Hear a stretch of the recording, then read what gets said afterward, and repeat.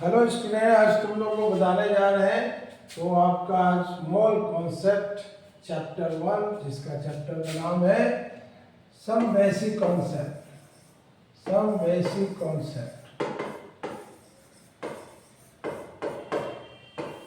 तो सबसे पहले शुरुआती नॉलेज जान लो कि जो मैटर होते हैं, मैटर हमारा तीन तरह के होते हैं, तीन टाइप्स के होते हैं, सॉलिड, लिक्विड और गैस। ये आप देख रहे हो लिक्विड, ये आप देख रहे हो सॉलिड, ये देख रहे हो सॉलिड और ये आप देख रहे हो गैस। तो इस तरीके के मैटर होते हैं।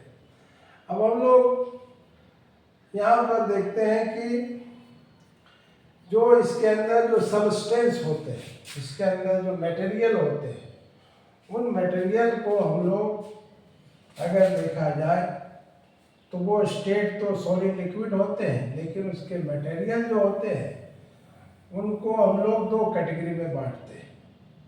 जो सबस्टेंस होते हैं इसके अंदर सॉलिड लिक्विड गैस के अंदर, उसको दो कैटेगरी में बांटते हैं। ये जैसे कि हो गया प्योर सबस्टेंस और एक हो गया इम्प्योर। दो तरह के सबस्टेंस हो गए। अभी सबस्टेंस में प्योर जो होते हैं इसको हम लोग दो कैटेगरी में बांटते हैं, एक तो एलिमेंट और दूसरे कंपाउंड के कैटेगरी में बांटते हैं। और जो प्योर सबस्टेंस इसको मिक्सचर के तौर पे जानते हैं। और ये मिक्सचर दो तरह के होते हैं, एक हो गए होमोजीनियस मिक्सचर और एक हो गए हेटेरोजीनियस मिक्सचर।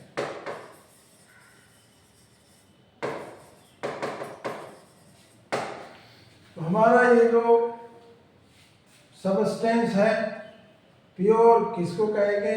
तो एलिमेंट जो भी देखते हैं हम लोग, जैसे कि ये मेटल रड अगर आयरन का है तो आयरन हो गया एक प्योर फॉर्म में, तो ये एलिमेंट है। और हम लोग देखिए H2O है, H2O, ग्लूकोज, CO2, ये सब क्या है? कंपाउंड है। तो ये भी एक प्योर सबस्टेंस है। बहुत सारे बच्चे पूछ देते हैं सर कंपाउंड प्योर कैसे, उसमें तो आपका अलग अलग एटम है सर। तो देखिए प्योर इसी नज़रिए से कहा जाएगा कि आप मान लीजिए इसमें या आप लिए है H2O, तो इसमें खाली क्या होगा?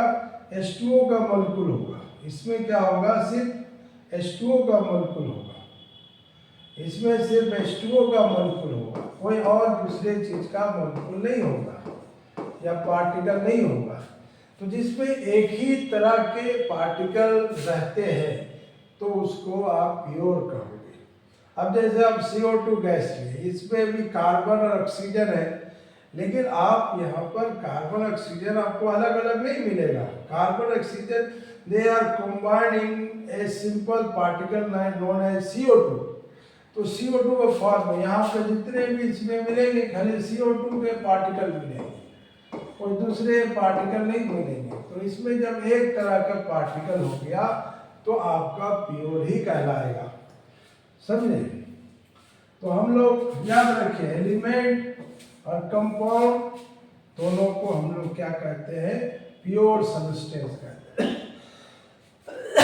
अब देखिए हमारा मिक्सचर दो कैटेगरी का होते हैं। मिक्सचर किसको कहते हैं?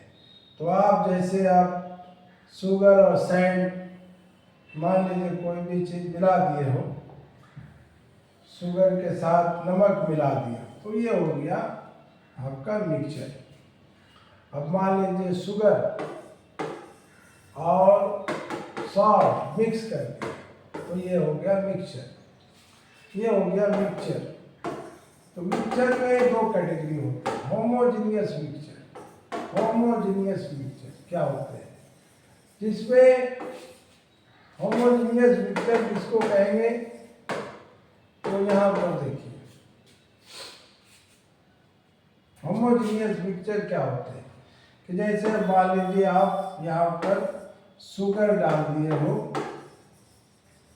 किसमें डाल दियो, वाटर में डाल दियो। अब इसमें क्या है, मिक्सचर क्यों है, मिक्सचर में क्या होना चाहिए, दो अलग अलग किस्म के पार्टिकल होना चाहिए।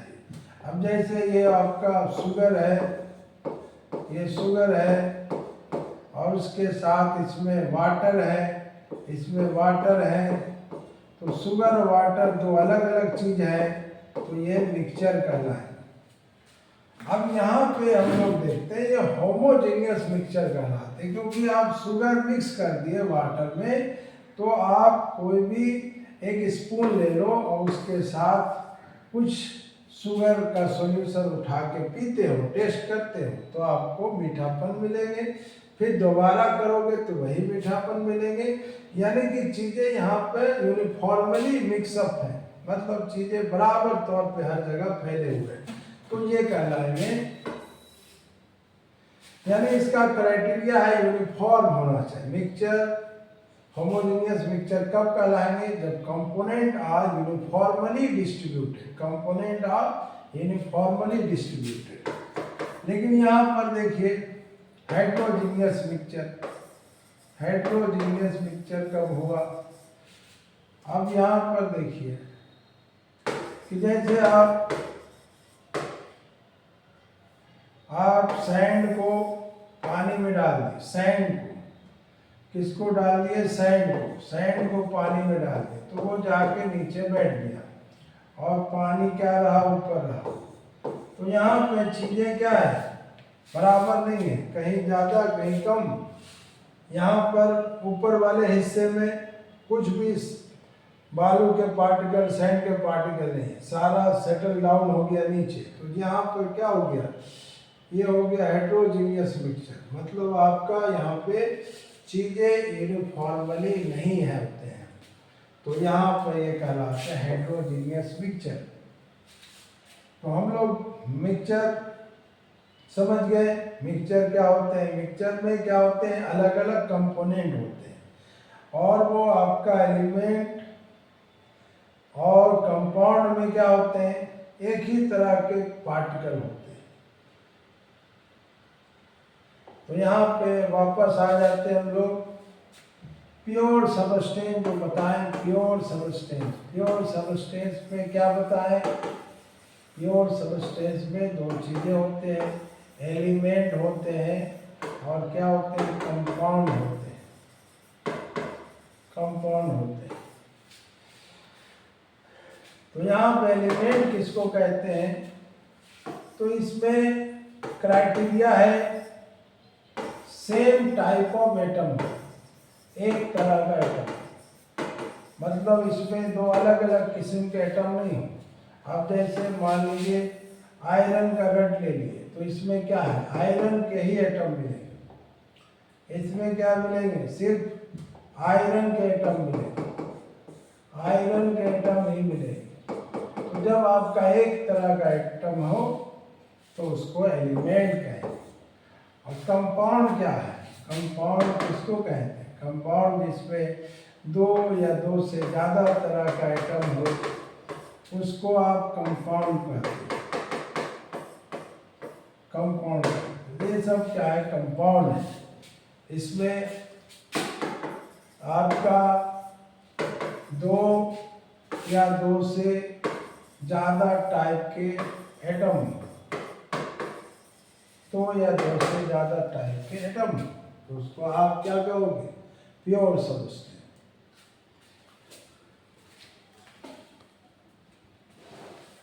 प्योर सबस्टेंस का। तो हम लोग यहाँ पे जो देखते हैं कि ये जो कंपाउंड और एलिमेंट जो सीखे, इसमें जो ये सब पार्टिकल होते हैं वो सब कहलाते हैं, एटम भी कहलाते हैं, मॉलिक्यूल भी कहलाते हैं। अब देखो एटम और मॉलिक्यूल को समझ लो कि हम लोग एटम क्या होते हैं, मॉलिक्यूल क्या होते हैं। अब जैसे अगर आपका ये लिखा है तो ये क्या है, एटम है। ऐसे ये लिखा है तो क्या है, एटम है। अगर लिखा है H2 तो ये क्या है, मॉलिक्यूल है। लेकिन ये सारे क्या है, एलिमेंट है।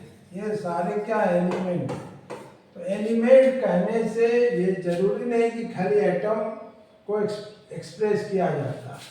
एलिमेंट कुछ एलिमेंट जो है मॉलिक्यूल फॉर्म में एग्जिस्ट करते हैं। मॉलिक्यूल किसको कहते हैं? जिसमें दो या दो से ज़्यादा एटम हो। जैसे इसमें कितना आइटम है, दो, तो ये हो गया एलिमेंट। ऐसे आपको पता है ओजोन भी क्या है, एलिमेंट कहलाता है, क्योंकि इसमें क्या है, खाली ऑक्सीजन के एटम। जब एक ही तरह का एटम हो तो उसको एलिमेंट कहो। और ये एलिमेंट अगर अकेला है, कोई और एटम इसके साथ नहीं दिखा रहा, तो ये हो गया एटम। और अगर एक से ज़्यादा एटम हो तो ये सब हो जाते हैं मॉलिक्यूल। अब देखिए कंपाउंड का भी हल, कंपाउंड में भी देखते हैं कि ये चीज देखा जाता है, मगर इसमें क्या है कि इसमें हमेशा कोई ना कोई और एटम रहते हैं, दो या दो से ज़्यादा एटम रहते हैं, मगर इसमें एटम अलग अलग रहते हैं। जैसे carbon oxygen, carbon oxygen, nitrogen hydrogen, carbon hydrogen, carbon hydrogen oxygen, ये सारे में क्या है, एक से ज़्यादा एटम है और अलग अलग टाइप के एटम है। तो अलग अलग टाइप का एटम है तब ये कंपाउंड कहलाएगा। जब एक ही टाइप का एटम है तो वो कंपाउंड कहलाएगा, वो एलिमेंट कहलाएगा। एक ही टाइप का एटम है तो एलिमेंट कहलाएगा। अब यहाँ गौर से समझिए, इन सब का में क्या देख रहे हो, एक से ज्यादा एटम है, तो ये सब क्या है, मॉलिक्यूल है, मॉलिक्यूल है। ठीक है, ये सब बेसिक हालांकि बताना नहीं चाहिए, लेकिन बता देते हैं ताकि जो कॉन्सेप्ट है वो बेहतरीन ढंग से आपको समझ में आ जाए। चलिए अब हम लोग आते हैं कि एटम के साथ जुड़ा होता है एटॉमिक मास। एटॉमिक मास, तो एटॉमिक मास कैसे निकाला जाता है? तो हम लोग C12 स्केल पे निकालते हैं। C12 स्केल क्या होता है कि आप कार्बन के 3 आइसोटोप्स होते हैं, उसमें जो C12 जो आइसोटोप्स होते हैं उसके जरिए एटॉमिक मास निकालते हैं। कैसे निकाला जाता है?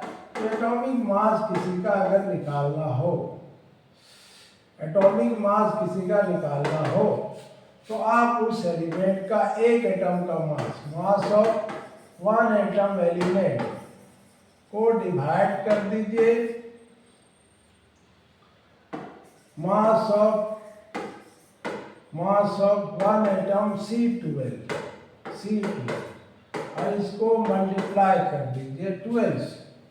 तो ये जो है फॉर्मूला आपको बताता है एटॉमिक मास। एटॉमिक मास, अब इसमें हम लोग जो देखते हैं कि यहाँ पे ये जो है मास और वन एटम का अगर हम लोग लेते हैं 12th पार्ट, अगर कार्बन के एक एटम का मास का 12th पार्ट लेते हैं तो इसको Mu कहा जाता है। तो ये Mu क्यों हम लोग अभी सीख रहे हैं? अभी क्यों सीख रहे हैं? क्योंकि कोई भी एटम का जो एटॉमिक मास है उसको Mu में एक्सप्रेस किया जाता है। मतलब कि एक तरह से सबसे छोटा यूनिट है जिस यूनिट के जरिए एक एटम को, एक मॉलिक्यूल के मास को एक्सप्रेस करते हो। जैसे आप मान लो कोई सामान लेते हो तो कोई केजी में लेते हो, कोई ग्राम में लेते हो, और सही आप कोई एटम का वजन करते हो तो Mu में करते हो। तो एक Mu क्या होता है? तो एक Mu होता है कार्बन के एक एटम के मास का 12th पार्ट। समझिए। अब देखिए कार्बन का अगर आप यहाँ देखिए इतने सारे एटम होते हैं कार्बन के, इतना एटम होते हैं, तो उसका वजन होता है 12 ग्राम। तो अगर आपको एक एटम का मास निकालना है तो क्या करना होगा, इतना से डिवाइड करना होगा। तो आपका कितना आएगा वैल्यू, 1.66 इंटू 10⁻⁻24 ग्राम, इतना ग्राम होता है। तो यही चीज जो होते हैं, यही चीज हमारा नहीं, यहाँ पे आते हैं इसका वैल्यू, एक मिनट करेक्शन कर दे, इसका वैल्यू आते हैं 1.99 इंटू 10 to the power -23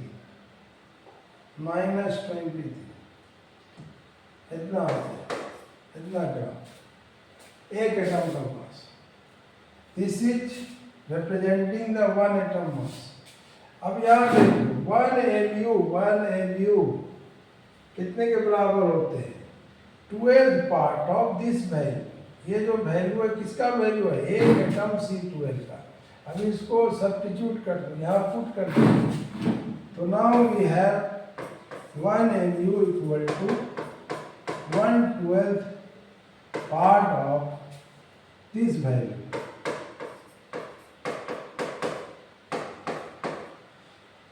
तो इसको डिवाइड करते हैं, तब आते हैं इतना ग्राम। यानी एक MU को अगर पूछा जाए कि express 1 MU in the gram, तो इतना ग्राम, इतना ग्राम, एक MU का मास इतना होते हैं। तो हम लोग यहाँ पर जो भी एलिमेंट का मास, एटॉमिक मास निकालना हो, तो आपको एक एटम, कोई भी एलिमेंट का वेट कर लो, कितना एक एलिमेंट का, एक एटम का मास है, उसको यहाँ बैठा दिए, और ये वाला जो वैल्यू है कार्बन 12 के एक एटम का मास है, इसको यहाँ बैठा दिए और उसको मल्टीप्लाई कर दिए 12 से, तो क्या मिलता है, एटॉमिक मास। जैसे मान लीजिए आपका एक एटम ऑक्सीजन का मास मान लेते हैं, यहाँ पे होते हैं, सपोज कर लीजिए 3.5 इंटू 10⁻⁻23 इतना होता है। तो इसको इतना डिवाइड करेंगे, इसको इतना डिवाइड करेंगे, इस वैल्यू से इसको डिवाइड करेंगे, और इसमें जो आएगा उसको 12 से मल्टीप्लाई करेंगे, तो ऑक्सीजन का एटॉमिक मास आ जाएगा। तो हम लोग एटॉमिक मास जब भी निकालना हो इसके जरिए निकालते हैं, ठीक है। अब वो एटॉमिक मास को MU यूनिट में एक्सप्रेस करते हैं, MU यूनिट में एक्सप्रेस करते हैं। तो फिर से थोड़ा सा रिवाइज करा दे, फिर से थोड़ा रिवाइज करा दे, फिर से थोड़ा रिवाइज करा दे।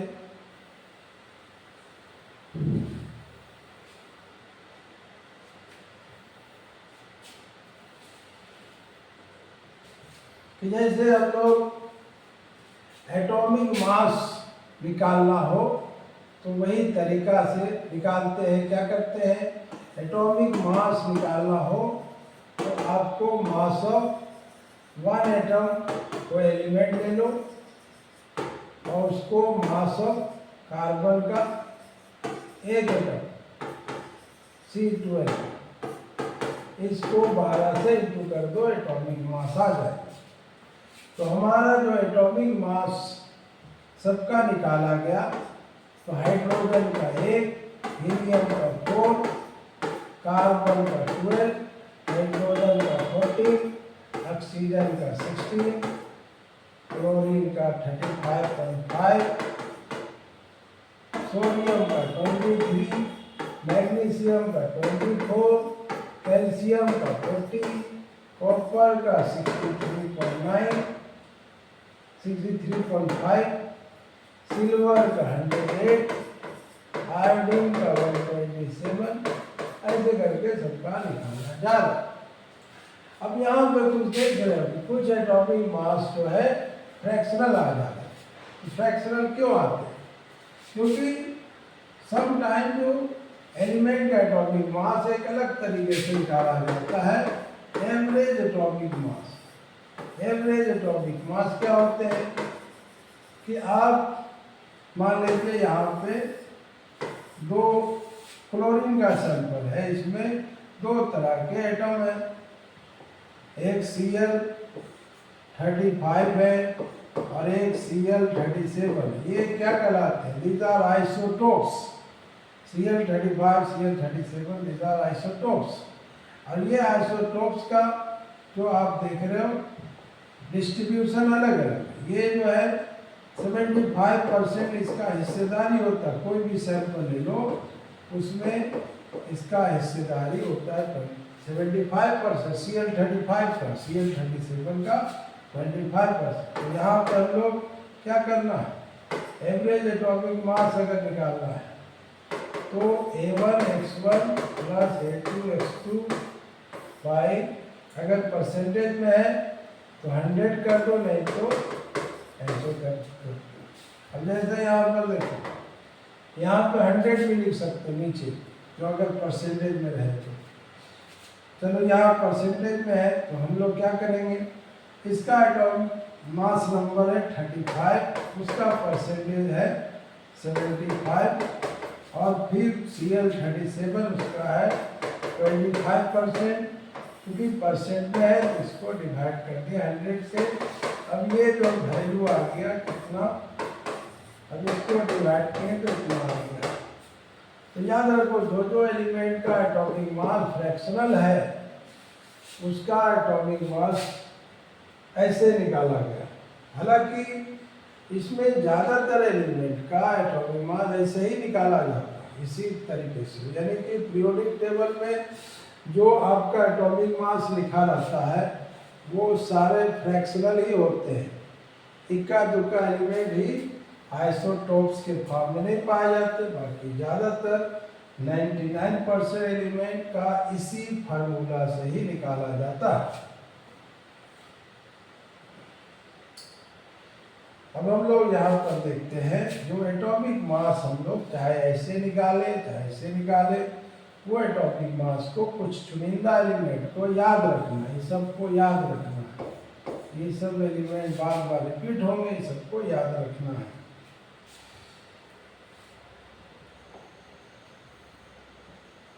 अब यहाँ पे हम लोग आते हैं कि MU समझाएं अभी MU क्या होते हैं। तो MU को ही हम लोग U से रिप्रेजेंट करते हैं, यानी MU और U सेम होते हैं। इसको कहते हैं यूनिफाइड मास। यूनिफाइड मास यानी कि एक MU इक्वल टू क्या होते हैं, एक U इक्वल टू क्या होते हैं, इतना ग्राम, 24 लिखा, इतना ग्राम। चूंकि एटम बहुत ही छोटा चीज है तो इसके लिए छोटा यूनिट बनाया गया। ये सब क्या है, छोटा यूनिट। अब आपको यहाँ पे हीलियम का एटॉमिक मास 4 है तो 4 नहीं लिखना है, 4U लिखना है। कार्बन का एटॉमिक मास 12 है तो 12 नहीं लिखना, 12U लिखना है। या नाइट्रोजन का एटॉमिक मास 14 है, 14 नहीं लिखना, 14MU लिख सकते हैं। तो ये यूनिट हो गया एटम, जो कि बहुत ही हल्के होते हैं, जिसको एक्सप्रेस करने का तरीका। अब इसमें हम लोग को कुछ सवाल पूछे जाए कि वो बताइए, find the number of atom in 52U helium. ये मान लीजिए क्वेश्चन, 52U हीलियम में कितना एटम है, तो हम लोग कैसे निकालेंगे। तो यहाँ 4U है एक हीलियम एटम, 1 हीलियम।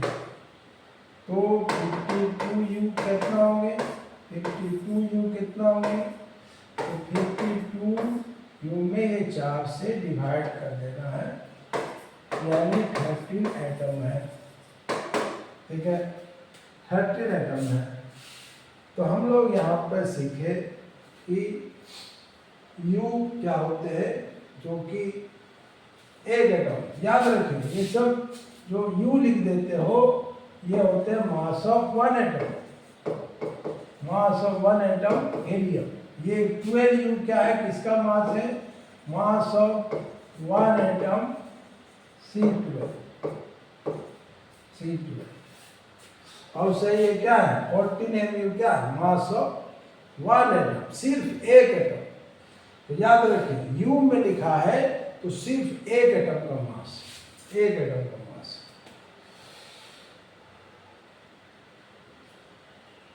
ठीक है, अब हम लोग आते हैं मोल के बारे में समझते हैं। मोल कि मान लीजिए एक एटम के बजाय एवोगाद्रो नंबर एटम। तो एक साइंटिस्ट थे एवोगाद्रो, वो जो है एक ऐसा नंबर निकाले, हालांकि ये नंबर एक अप्रोक्सीमेट नंबर है, तो इस नंबर को बहुत यूटिलाइजेशन होते हैं, इसका नंबर का बहुत यूज होते हैं। तो इसको हम लोग इस तरह समझते हैं, मोल क्या होते हैं। आप जैसे दर्जन एक डोजन में कितना पीस होते हैं, 12 पीस होते हैं, 12 पीस होते हैं। तो आपका 2 डोजन में कितना होंगे, तो 2 डोजन में होंगे 24 पीस। तो कभी कभी जो बहुत ज़्यादा सैंपल में होते हैं, बहुत ज़्यादा अमाउंट में होते हैं, उसको हम लोग जो है रिप्रेजेंट करने के लिए कोई एक यूनिट बना लेते हैं। जैसे कि आपको मान लीजिए आप जो है पेट्रोल अगर ज़्यादा लेना चाहते हो तो आप उसको गैलन में लेते हो, 1 गैलन यानी 4.5 लीटर। तो आप 4.5 लीटर एक ही गैलन में आ गया। तो हम लोग वैसे ही अगर हम लोग को बहुत ज़्यादा कोई चीज़ चाहिए, जैसे आयरन ये सब जो होता है कंपनी खरीदता है तो मैट्रिक टन में खरीदता है, क्योंकि उसको किलोग्राम में नहीं खरीदना, उसको मैट्रिक टन में खरीदना है, क्योंकि वहाँ इंडस्ट्री है, उसमें ज़्यादा उसका यूज हो रहा है, तो इसलिए उसको ज़्यादा चाहिए, तो उसको बड़ा यूनिट में खरीदते हैं। और सही आप लोग जैसे बहुत सारे एग्स खरीदने हैं तो आपको वहाँ पे डोजन में खरीदते हो कि हमको 30 डोजन एग चाहिए, 25 डोजन एग चाहिए, 10 डोजन एग चाहिए। तो और सही जो चीज़ें बहुत ज़्यादा होते हैं उसके लिए बड़ा यूनिट को रखना पड़ता है। और सही हम लोग जैसे 1 मोल अगर कोई चीज़ लेते हैं तो 1 मोल के अंदर हो जाते हैं 6.022 10⁻23 पार्टिकल्स, इतना हो जाते हैं, इतना पार्टिकल्स हो जाते हैं। तो हम लोग जैसे कि डोजन होते हैं और सही मोल होते हैं। अगर मान लीजिए 2 मोल बोला जाएगा तो 12.044 इंटू 10⁻। अब हम लोग यहाँ पर देखते हैं कि ये नंबर और चीज़ों को बताते हैं, कि अगर आप 1 मोल कोई भी सबस्टेंस लेते हो तो सबस्टेंस तो पता है आपको, एलिमेंट भी हो सकते हैं, कंपाउंड भी हो सकते हैं ना, दोनों तरह के हो सकते हैं, एलिमेंट भी हो सकते हैं, कंपाउंड भी हो सकते हैं। तो अगर मान लीजिए हम लोग यहाँ पर देखते 1 मोल लेते हैं, तो 1 मोल कोई भी चीज़ लेंगे तो इसको इतना उसमें पार्टिकल होगा। ठीक है, अब ये जो मान लीजिए 1 मोल CO2 लेंगे, मान लीजिए 1 मोल CO2 ले लिया, 1 मोल CO2 ले लिया इसका, 1 मोल CO2। तो बताओ इसका अगर वेट करेंगे, इसका अगर वजन करेंगे तो हम लोग क्या देखते हैं, इसका वजन जो है, मास जो है, इसका मास जो है 44 ग्राम पाया जाता है। अब 44 ग्राम क्या होते हैं, तो यहाँ देखिए कार्बन का 12, ऑक्सीजन का 16 × 2, तो ये होते हैं 44, ये क्या होते हैं, molecular mass, molecular mass of CO2। ये भी एक नहीं होते हैं, ध्यान दीजिए। अब वजन कर रहे हो, 1 मोल CO2 का वजन कितना पा रहे हो, 44 ग्राम। 44 ग्राम आप देखते हो कि यही तो इसका मॉलिक्यूलर मास है, यही तो इसका मॉलिक्यूलर मास है। तो इसका मतलब हुआ 1 मोल कोई भी चीज का मास मॉलिक्यूलर मास के बराबर होता है। कोई भी 1 मोल कोई भी सबस्टेंस लेते हो तो उसका मास उसके ठीक मॉलिक्यूलर मास के बराबर होता है। अब इसका हम लोग वॉल्यूम का मेजरमेंट करते हैं। अगर हम लोग देखते हैं कि बताइए गैस कितना वॉल्यूम एक्वायर कर रहा, तो वहां पर देखते हैं 22.4 लीटर। तो यहाँ पे हम लोग को देखते हैं कि ये भी फिक्स वॉल्यूम एक्वायर करता। तो यहाँ पे आप ये केवल याद रखें, ये याद रखें, इसमें बच्चों से गलतियाँ हो जाती है। ये केवल गैस के लिए एप्लीकेबल है और गैस ओनली, इसको इसलिए रेट से कर दे रहे ताकि कंफ्यूजन हो। ये सब कोई भी सॉलिड लिक्विड किसी के लिए अप्लाई कर सकते हो, ये वाला स्पेशली गैस के लिए अप्लाई करना। तो हम लोग यहाँ पर 1 मोल से पार्टिकल भी निकाल सकते हैं 6.02, तो 1 मोल का वॉल्यूम 22.4 लीटर होता है। अच्छा, ये जो वॉल्यूम होता है ये आपके लिए STP समझना जरूरी है, STP, क्योंकि गैस एक ऐसा चीज है जिसका वॉल्यूम टेम्परेचर प्रेशर से चेंज होता है। इसलिए साइंटिस्ट लोग एक यूनिफॉर्मिटी, एक समरसता, एक जो है यूनिफॉर्म या सब जगह सब बच्चे एक ही वैल्यू लिखे, इसके लिए इस सबको डायरेक्शन दे दिया गया है कि वॉल्यूम मेजर करना है STP पे। STP क्या होते हैं, स्टैंडर्ड टेम्परेचर प्रेशर, ये होते हैं। और इस कंडीशन पे टेम्परेचर कितना होते हैं, तो होते हैं 0 डिग्री C या 273 केल्विन। इस कंडीशन पे प्रेशर कितना होते हैं, तो वो होते हैं 1 atm या 1 बार भी अप्रोक्सीमेटली समझ सकते, या इसको 760 mm भी कर सकते हैं। इस कंडीशन पे जो गैस को लिया जाता है तो उसका वॉल्यूम 1 मोल होने पर 22.4 लीटर ही होता है, 22.4 लीटर ही होता है। तो हम लोग देखें कि 1 मोल से कितने चीजें जुड़ गए। 1 मोल का पार्टिकल कितना है, ये बता दो। 1 मोल का मास कितना होता है, मॉलिक्यूलर मास के बराबर 1 मोल का। अच्छा, यहाँ पे एक बात और बता दें, अगर मान लीजिए एलिमेंट रहा तो आप एटॉमिक मास के बराबर मास पाओगे। देखिए यहाँ पे ध्यान देना, अगर कंपाउंड रहा मॉलिक्यूलर मास, अगर एटम रहा, अगर एलिमेंट रहा तो एटॉमिक मास। जैसे मान लो कैल्शियम है, एलिमेंट है, तो वहाँ पे जो उसका एटॉमिक मास 40 है, वहाँ 40 होगा। कंपाउंड है जैसे CO2 है तो इसका मॉलिक्यूलर मास के बराबर, ठीक है। याद रखो, यहाँ पे कंफ्यूजन होता है बच्चों, कब एटॉमिक मास लेना कब नहीं। आप देखिए, अगर एलिमेंट है और वो भी एटम फॉर्म में है तो एटॉमिक मास लेना। अगर वो कंपाउंड है या कोई एलिमेंट ही मॉलिक्यूलर स्टेट में है, जैसे कुछ एलिमेंट मॉलिक्यूलर स्टेट में होते हैं, जैसे H2, O2, N2, तो ये सब एलिमेंट है लेकिन मॉलिक्यूलर स्टेट में है। तो यहाँ पे मॉलिक्यूलर मास लेना इनका, जैसे हाइड्रोजन का 2 ग्राम, ऑक्सीजन का 32 ग्राम, नाइट्रोजन का 28 ग्राम।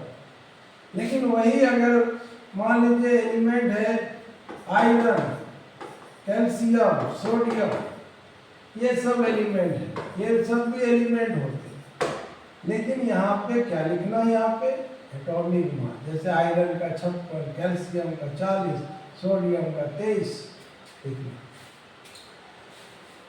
तो हम लोग यहाँ पे 2 चीज सीखे कि एक मोल किन किन चीजों से जुड़ा हुआ है। एक मोल से 22.6.022 पार्टिकल और उसका मास कितना होता है, एटॉमिक मास, और उसका वॉल्यूम कितना होता है, 22.4 लीटर। अब यहाँ पे आते हैं हम लोग,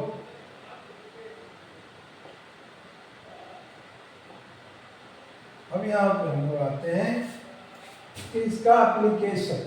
तो अभी हम लोग मोल कॉन्सेप्ट से जो बातें क्लियर हुआ कि एक मोल कोई भी चीज रहेगा तो उसका मास कितना होगा, तो मास उसका होगा या तो एटॉमिक मास के बराबर, अगर एलिमेंट रहे तो, और अगर कंपाउंड रहे तो मॉलिक्यूलर मास के बराबर। दूसरा हम लोग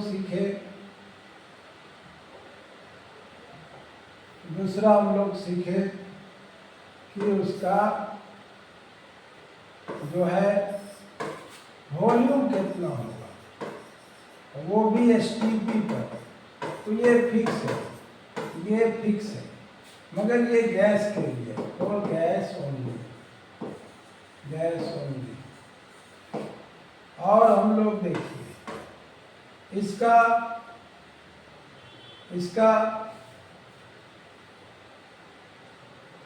पार्टिकल कितना है, नंबर ऑफ पार्टिकल। तो यहाँ पे इतना एटम या इतना मॉलिक्यूल।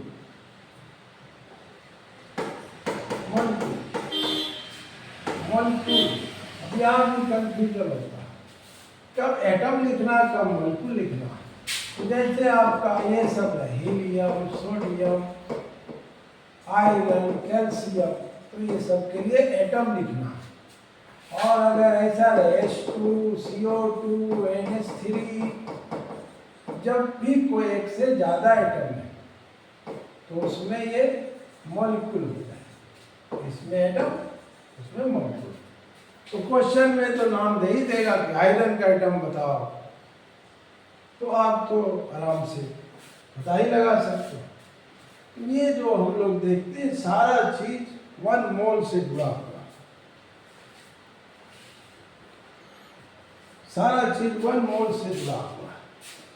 तो ये 1 मोल जो है बहुत इंपॉर्टेंट हो गया, क्योंकि सारा डिपेंड कर रहा 1 मोल।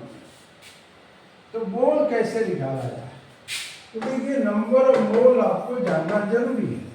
जैसे मान लीजिए आपको जैसे कोई क्वेश्चन में बोला 2 मोल, तो यहाँ 2 लिख दिए, तो यहाँ पे 2 इंटू मॉलिक्यूलर मास पूछा जाए, मास कितना होगा 2 मोल का, 2 इंटू मॉलिक्यूलर मास, क्योंकि 1 मोल का कितना है, मॉलिक्यूलर मास के बराबर है, तो 2 मोल का 2 इंटू मॉलिक्यूलर मास। 2 मोल गैस का वॉल्यूम क्या होगा, 2 इंटू 22.4 लीटर। 2 मोल के अंदर कितना एटम होंगे, 2 इंटू एवोगाड्रो नंबर। तो आपका मोल जानना जरूरी है। तो ये मोल कभी क्वेश्चन में दिया रहता है, कभी नहीं दिया रहता। तो नहीं दिया रहता तो क्या करना है, याद रखिए जितना मास कोई भी सबस्टेंस का दिया रहे, उसको आप अगर वो इस तरह का है एलिमेंट, तो उसमें आप एटॉमिक मास से डिवाइड करोगे। तो आपको मोल मिल जाए, या इस तरह का मटेरियल रहे तो वहां पे मोलिकुलर मास से डिवाइड करोगे। अब क्वेश्चन में मास दिया रहेगा तब, जैसे 10 ग्राम सोडियम, 10 ग्राम मीथेन, 10 ग्राम ऑक्सीजन, जब भी ग्राम में दिया है तो उसको मोलिकुलर मास या एटॉमिक मास से डिवाइड करके मोल बना लेते हैं। और जो मोल बना लिए तो ये सब निकल गया। अब दूसरा तरीका कि मान लीजिए वॉल्यूम दिया है, वॉल्यूम ऑफ गैस NH2, क्योंकि ये टर्म केवल गैस के लिए अप्लाई होता है, तो आपका गैस का ही वॉल्यूम दिया है तो आप क्या करोगे, जितना वॉल्यूम दिया, जैसे दिया 1.12 तो उसको डिवाइड कितना करना, 22.4। ये तरीका। मान लीजिए कोई नंबर्स ऑफ पार्टिकल दिया, नंबर ऑफ पार्टिकल जानते हो कितना पार्टिकल होने से एक मोल होता है, तो मान लीजिए x y z जितना पार्टिकल है उसको इतना से डिवाइड कर दोगे आपको मोल आ जाएगा। तो ये तीनों तरीका से आप मोल निकाल सकते हो। चलिए अब यहाँ पे हम लोग इस फार्मूला का और सिंप्लीफाई कर दे ताकि MCQ आराम से बना सके। तो यहाँ देखिए तीनों चीज किससे जुड़ा, मोल से। तो हमारा मास बाय मॉलिक्यूलर मास, इससे भी मोल निकलता है। वॉल्यूम NH2 बाय 22.4, इससे भी मोल निकलता है। और कितना नंबर ऑफ पार्टिकल, उसको एवोगाड्रो नंबर से, तो इससे भी मोल निकलता है, इससे भी मोल निकलता है। तो यानी कि ये तीनों टर्म आपस में इक्वल है। अब हम लोग को बोल दिया जाए, बोला जाए find the number of particle in number of molecule, number of molecule in CH4 in 32 gram CH4।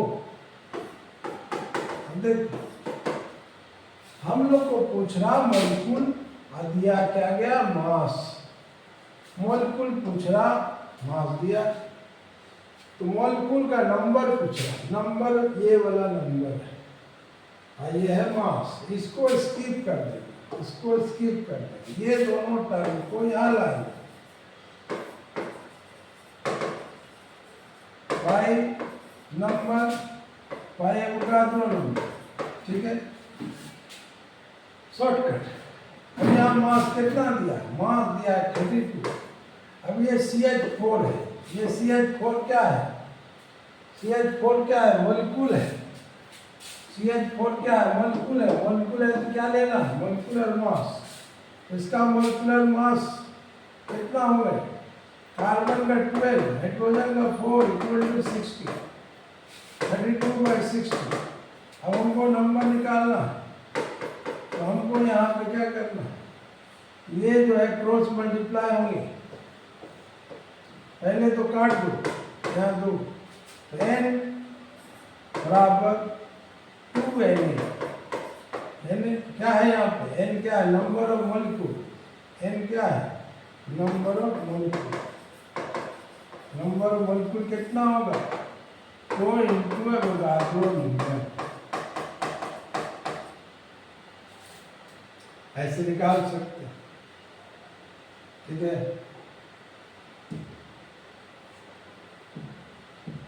अब यहाँ देखो कि हम लोग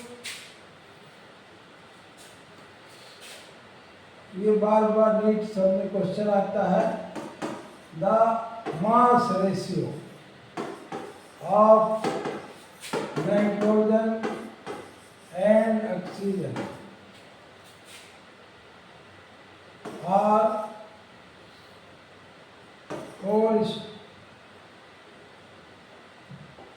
7:4। Find the ratio of number of molecule.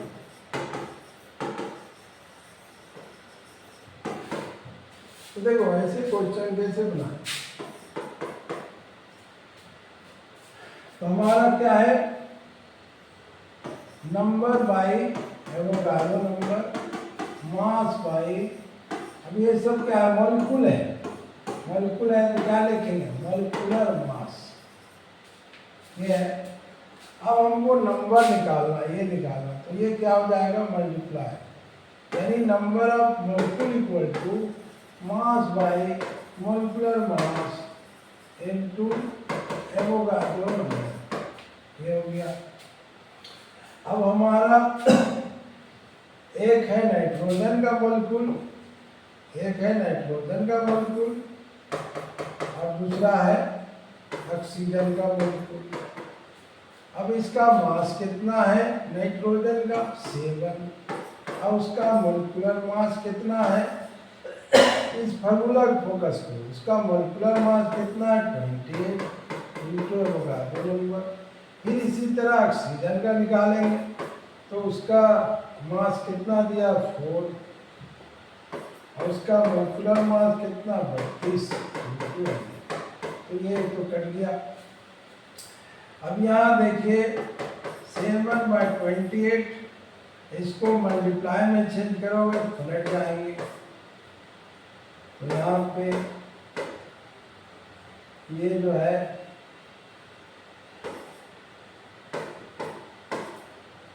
तो यहाँ 8/4 मतलब 2:1, ये हो जाएगा आंसर 2:1। अब देखो कभी कभी वॉल्यूम निकालने कर देगा, find the volume of 2.2 gram CO2। अब यहाँ क्या दिया, मास दिया है, तो मास को किससे डिवाइड करते हैं, मॉलिक्यूलर मास से। अब ये मॉलिक्यूलर मास से होगा या एटॉमिक मास से, इस मटेरियल को देख करके समझ जाना होगा कि ये मॉलिक्यूल है या एटम है। CO2 एज ए मॉलिक्यूल है, तो यहाँ क्या लिखना, मॉलिक्यूलर मास।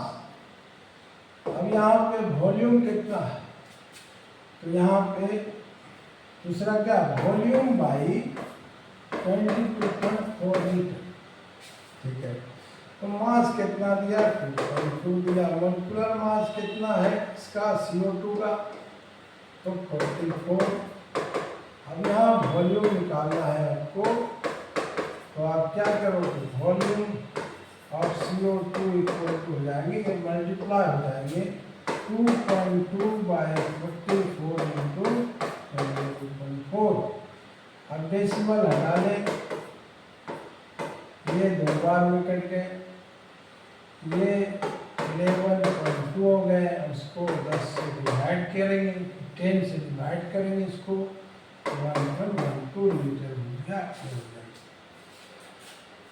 तो इस तरह से कोई भी क्वेश्चन मोल कॉन्सेप्ट पे आए, आपको जो तरीका स्ट्रेटजी बनाना है, तो इस पे ध्यान रखना है कि यही तरीका से बनाना। अब कभी भी मोल कॉन्सेप्ट का प्रॉब्लम आए, आप मेरे चैनल को देखिए, आपको कोई दिक्कत नहीं होगा, रिपीट करके बार बार रिपीट करके देखिए, मोल कॉन्सेप्ट का कोई भी सवाल नहीं छूटेगा। आपको अगर पसंद आए वीडियो तो आप सब्सक्राइब करें प्लीज़, ठीक, थैंक यू।